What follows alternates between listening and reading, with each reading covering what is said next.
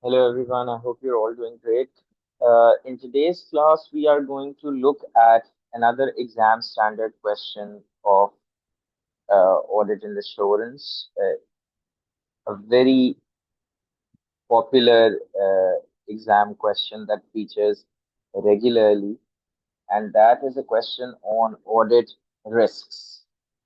We are going to focus on B part of the question.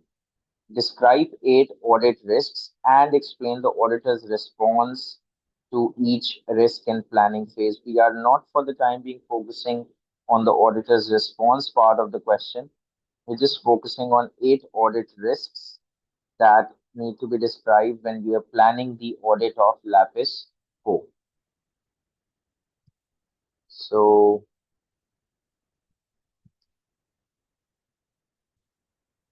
let us go through the scenario to understand this question better. It is 1st July 2x5. You are an audit supervisor with Indigo and Co. So Indigo and Co is basically your audit firm and are planning the audit of your client Lapis Co. So your Lapis Co is basically your audit client for the year ending 30th September 2x5. That is also clear from the fact that you are standing somewhere before the year end. And how is that evident? It is evident from the fact that the day that you are given in the case study is 1st July 2025, which is before the year end. And that is why you do not know the actual 30th September 2x5 numbers, and you are banking on or looking at the forecast numbers because as at 1st July 2x5, you cannot have the full year end numbers. Forecast PBT for the year is this, and forecast revenue is this. The audit manager has attended a planning meeting with the finance director and has provided you with the following notes of the meeting. Now, having read the first part of the first para of the case study, can you determine if it is an initial audit engagement or a recurring audit engagement? Initial audit or a recurring audit? Remember, for examination purposes, unless the case study clearly indicates so, you will be assuming that it is a recurring audit engagement, meaning thereby that your firm, Indigo and Co, audited the financial statements of Lapis Co for the year ended 30th September 2x4, right? So we will be assuming that this is a recurring one. Okay. Now, planning meeting notes. Lapis Co manufactures televisions at 6 factories located across Europe. So this is a manufacturing company. We are told that this is a manufacturing company and it manufactures televisions at 6 factories located across Europe and purchases most of its raw materials from overseas suppliers. Having looked at the word, uh, when you look at the nature of the business, they're manufacturing television. So it is basically electronics industry. And when we're given information about the industry, then there is a potential that there could be technological advancements and technological changes in the industry. And those technological advancements or technological changes could render your inventory as obsolete or outdated. And so there is an inherent risk that the outdated televisions they are not recorded at the lower of cost and net realizable value. Consequently, the outdated inventory is overstated. Your inventory is overstated and the cost of sales are understated. Okay, that's one aspect. The other is purchases of its raw materials from overseas suppliers. Now, if they are purchasing raw material from overseas suppliers, This indicates that the company is engaged in importing import of raw material. Now, when the company is engaged in import of raw material, then of course the local currency, the foreign currency transactions will be involved.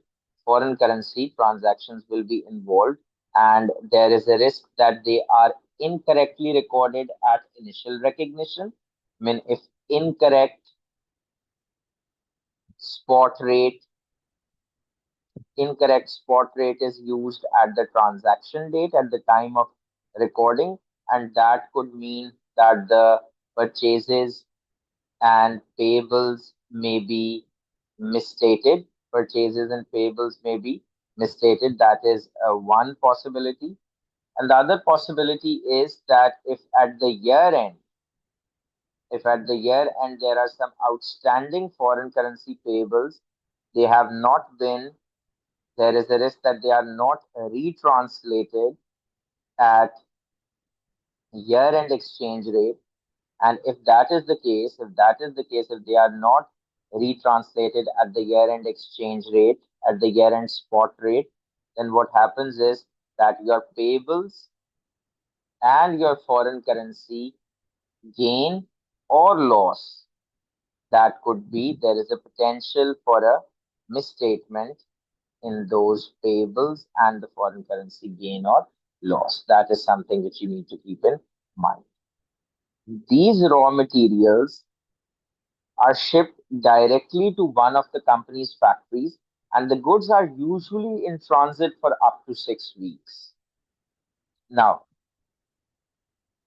LAPISO has responsibility for goods in transit from the point of dispatch by the supplier. Now, what does that mean? It means that, for example, if on 1st July 2x5, 2x, for instance, yes, 1st July 2x5, if some goods have been dispatched by supplier, that is, they have left the premises of the supplier, then who is responsible for the risk and rewards? Your audit client, that is LAPISO. So technically speaking, while on 1st July 2x5, LAPISO does not have physical possession of inventory. Physical possession of inventory is missing, but still LAPISO would have to record an inventory in transit. The LAPISO would have to record the inventory in transit. And if that is not recorded, then what's going to happen? That your inventory balance will be understated. Your inventory balance will be understated. Your inventory in transit will be understated, and your cost of sales would be overstated. So there is a risk, and this is basically the risk of cutoff, that the inventory is not recorded in the correct period, despite the fact that it has been dispatched by the supplier. LAPISO fails to record it. So this is one of the key audit risks that you need to take care of. Besides that, there is another typical risk when it comes to foreign currency transactions, that taxes the related taxes may not be properly related import taxes may not be properly accounted for. They're not properly accounted for. So what would that mean? That means that the related tax liabilities, the related tax, the related tax liabilities, they may be misstated, right? Those may be misstated. So you need to talk about these risks. Then the company's internal audit department undertakes controls testing across all factories, visiting each site at least once every year. So there are 6 factories, and all sites are visited on an annual basis. The audit manager has discussed with the finance director that the external audit team may rely on the controls testing, which is carried out by the internal audit department.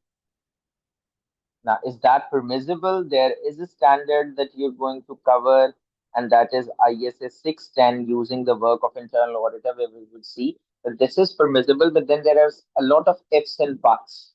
What are those ifs and buts? Before placing reliance on the controls testing, you have to see if the internal audit department is independent,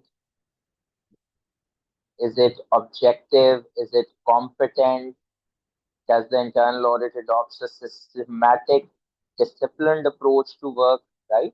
Whether it has a systematic or disciplined approach or disciplined methodology. Are you getting my point? So if it, and then you also need to specifically see that what is the quality of their testing, how effectively have the external audit department performed the relevant procedures, how effectively the internal audit department has performed the relevant procedures. And if, for example, the auditor is relying on their controls testing and the auditor reduces substantive testing, so that is going to bring efficiency in the audit work. Then where does the audit risk lies? The risk is that, for example, internal audit department is not independent. Internal audit department is not competent. Internal audit department does not have a systematic disciplined approach to work. Then their controls testing cannot be relied upon. And if the external auditor is relying upon their controls testing and consequently reducing the substantive testing, technically speaking, the external auditor is increasing the detection risk because it is performing less substantive procedures, which increases the chance of failure. It increases the chance of failure to detect material misstatements, right? So that is why this factor could increase the audit risk consequence. I hope this is a tricky point, and I am assuming that you're clear on this. The company sells televisions to wholesale customers and directly to individual members of the public via the company's website. A significant wholesale customer has recently informed LAPISO that it is experiencing financial difficulties. However, the finance director indicated that allowance for receivables is not required in the year-end financial statements. Now, because you already know that the customer is experiencing financial difficulties, so there is a risk that if the allowance for receivables is not recorded, the receivable is overstated and the allowance for receivable is understated. For example, if the customer fails to pay, so there's a possibility that the impairment loss of the allowance for receivables is understated and the receivables are overstated because there is a risk of irrecoverable debts because there is a risk of irrecoverable debts that may not have been that are not written off that are not written off. LAPISCO offers customers a 3-year warranty on any new televisions purchased. The finance director has confirmed that the warranty provision for the year ended 30th September 2005 will remain at a similar level to the prior year. In December 2004, now because there is a date, we will have to compare it with the year end. This is something that has happened within the year, during the year. LAPISCO changed one of its television speaker suppliers to a cheaper alternative. This has resulted in an increase in the warranty claims for television speaker deficiency. Now, if that is the case, then uh, maintaining that the warranty provision at the same level as compared to the prior year based on this information, I don't think that it would be appropriate to maintain it at the same level. And if that is done, there is a risk that the warranty provision is understated and the related expense is also understated. So because of this information that there has been an increase in warranty claims for television speaker deficiencies, the warranty provision needs to be enhanced, need to be increased rather than being maintained at the similar level. And if it is not increased, there is a risk that the warranty provision and the related expenses understated. In May 2005, A payroll. Now again, there is a day, so I will have to compare it to the year end. So this is something that has happened during the year, because that is, the date is before the year end. A payroll clerk was dismissed after it was discovered that they had carried out a number of fraudulent transactions. Controls have since been implemented to prevent this reoccurring. So basically, uh, the syndicates weak controls, and because they've carried out a number of fraudulent transactions. So, for example, they have made some payments which were not authorized or which were not supposed to be made. So, all those payments need to be properly recorded, otherwise, the expenses will be understated. Right? Otherwise, the expenses will be understated. The finance director has informed the audit manager that the intention to disclose only the amount of remuneration payable to each director in the financial statements. Local legislation in the country in which LAPISO is based requires disclosure of the names of the directors as well as the total amount of remuneration payable to each director. If that is the case, disclosure of the names is required, and they're just what they're doing is they're just disclosing one part. They have to make two disclosures. One is the name of the director, and the other is the amount of remuneration payable. But the finance director is saying that they're just going to disclose the amount of remuneration payable to each director without actually disclosing the names of the directors. So if that is the case, what's going to happen is that the disclosure is it's a transaction with a related party. Related party transaction disclosures or related party disclosures are material by nature. They are considered to be material by nature, and so there is a risk that the related party disclosures are inadequate. Disclosures are what they are inadequate, right? Because they are not fully disclosing everything that is required under the local legislation. So we will say that the related party disclosures are inadequate, are insufficient. One of Lapisco's suppliers is offering the company an annual rebate on the condition that it purchases a number of units by 30th September 2X5. The amount of the rebate will be claimed in November 2X5. It is likely from orders placed to date and forecast orders that Lapisco will exceed the minimum value required to claim this rebate. Therefore, it is anticipated that the draft financial statements will include a receivable of $0.8 million. So this is like kind of annual rebate means an annual discount. So they in advance they have recorded a receivable. What if the volumes are not met? So such receivables can only be recorded if they pass the virtual certainty test. They need to be virtually certain. So, because they're not virtually certain, there is a risk that the receivable is overstated, and there is a risk that in recording the receivable, you would have credited income. So, the income is also overstated. So, because the virtual certainty test is not passed at the year before the year end, so it makes sense not to record the receivable in advance. The receivable is overstated and the income is overstated. Lapisco is developing a new smart television model. It's a manufacturer, so it is developing. On seeing the word developing, what should come to your mind? You should start thinking about IS 38, intangible assets, because it talks about research and development expenditure. All $1.6 million of costs incurred to date will be capitalized within the intangible assets by the year end. The model is still under development. It is not anticipated that it will be available for commercial production until 2x6. So you need to, see if those meet the criteria, if those costs are eligible for capitalization, if they meet the criteria like future economic benefits are expected. So if the capitalization criteria is not met, if the capitalization criteria is not met, then in that case, if at all the capitalization criteria is not met, then in that case, will have to uh, sort of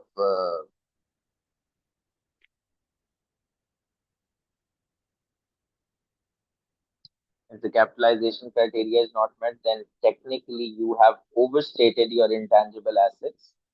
Your intangible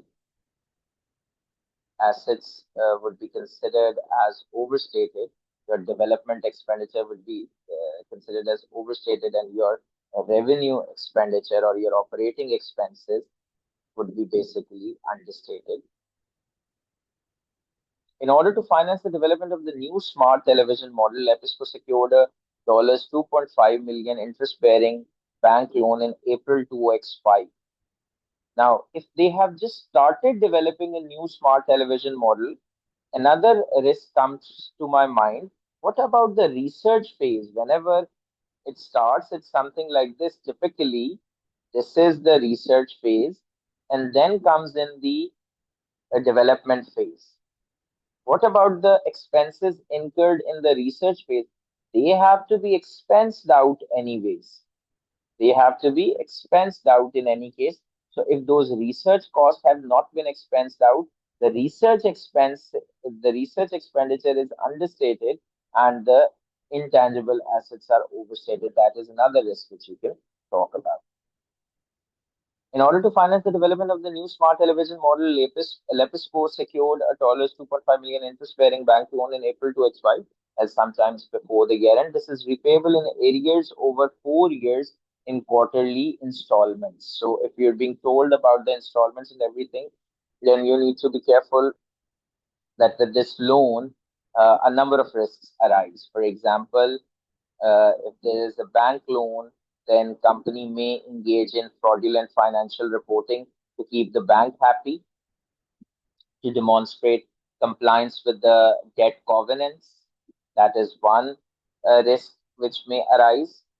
The other risk is the classification of loan. The other risk pertains to the classification of loan. The loan may not be appropriately classified between current and non-current liabilities. So the current and non-current portion of the loan may be misstated if not appropriately bifurcated, right?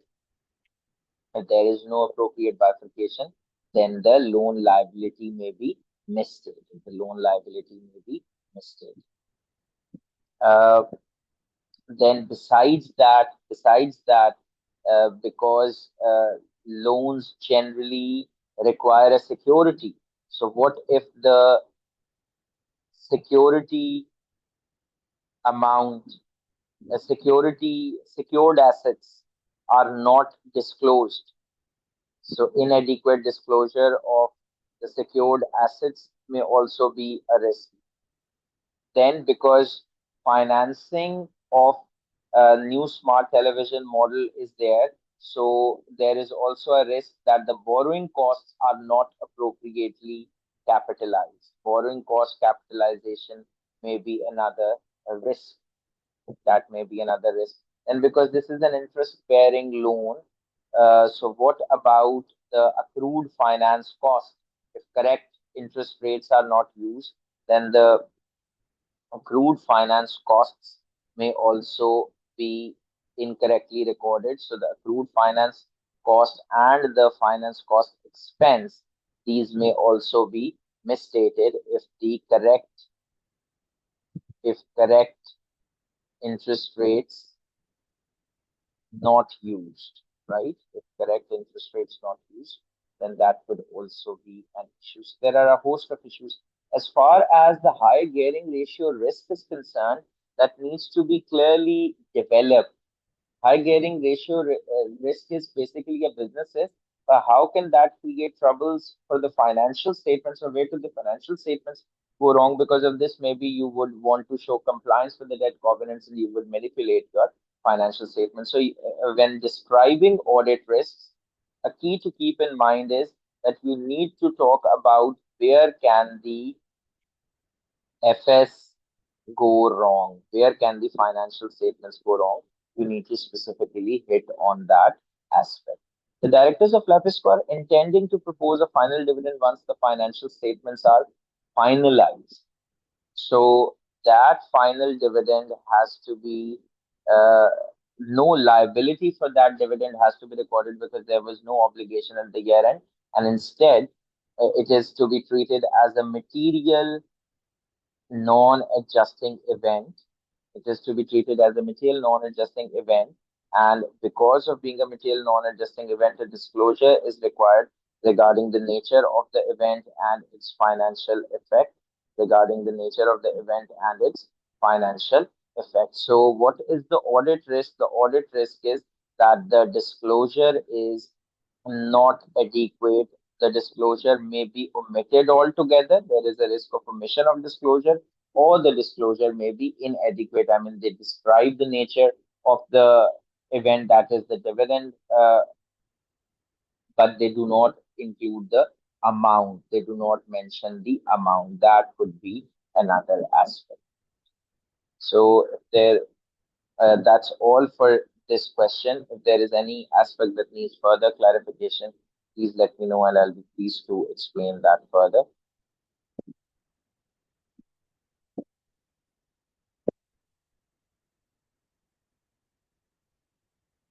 What happened in terms of import purchase payment is not made and goods are in transit. So if even if payment is not made and some part of the payment is, for example, made but goods are in transit, you would still have to record the liability and the inventory because of this particular statement that LAPISO has responsibility for goods in transit from the point of dispatch by the supplier. The moment the supplier dispatches, it becomes your inventory. So LAPISCO would have to record that inventory in transit, notwithstanding the fact that LAPISCO does not have the physical possession of that. Does that answers your question?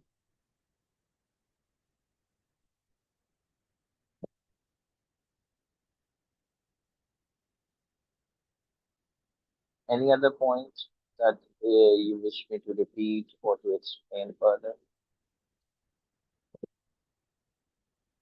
So what is important is that you should be writing full-fledged answers to these questions. You should be typing the answers in the ACCA practice platform to these questions just to make sure that you precisely understand the drafting aspect, because that is where most students struggle on the exam day. They're generally more used to watching lectures, but they're less used to typing the answers by themselves, and that sometimes costs them easy marks in the exam, or even sometimes students report that they found it difficult to even get started because they're not trained on typing the answers themselves. So please do take care of this particular aspect when preparing for this exam. So I'm assuming there are no further questions. Let's put an end to today's session. I hope this was useful. Take good care. Bye.